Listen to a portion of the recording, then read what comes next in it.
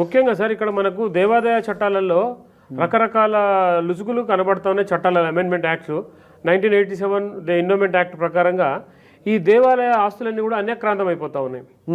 ఈ అన్యక్రాంతమైన విషయంలో గతంలో ఎండోమెంట్లో ఒక గెజెట్ రిలీజ్ చేసేసి ఆ గెజెట్ ప్రకారంగా ఈ ఆస్తులంతా మావే, అంటే దాతలు ఇచ్చినటువంటి ఆస్తులంతా మావే అని చెప్పి ఆ గెజెట్ ప్రకారంగా ఉంటుంది. కానీ అలాంటి ఆస్తులు అన్యక్రాంతం అయినప్పుడు ఈ ఎండోమెంట్ యాక్ట్లో ఎలా పనిచేస్తాయి? మనకు ఎండోమెంట్ యాక్ట్ తిరిగి ఆ భూముల్ని కానీ ఆస్తులను కానీ తిరిగి తీసుకోవాలంటే ఎలాంటి చట్టాలు ఉన్నాయంటారు? ఇది ఎండోమెంట్ యాక్ట్ ఏమైందంటే మనకు ఇక్కడ మన తెలంగాణ ఎస్పెషల్లీ 1987లో వచ్చింది. యాక్ట్ నెంబర్ 30 ఆఫ్ 1987లో ఉంది. కానీ ఇది ఎట్లా ఉంటుందంటే సార్, ఈ ఎండోమెంట్ డిపార్ట్మెంట్ ఈ ల్యాండ్స్ ఏమన్నా ఉండండి, ఆ కన్సర్న్ ఎంఆర్ఓ ఉంటాడు కదా, మండల్ రెవెన్యూ ఆఫీసర్ కిందనే తిరుగుతుంటాయి ఇవన్నీ. మండల్ రెవెన్యూ ఆఫీసర్ గారు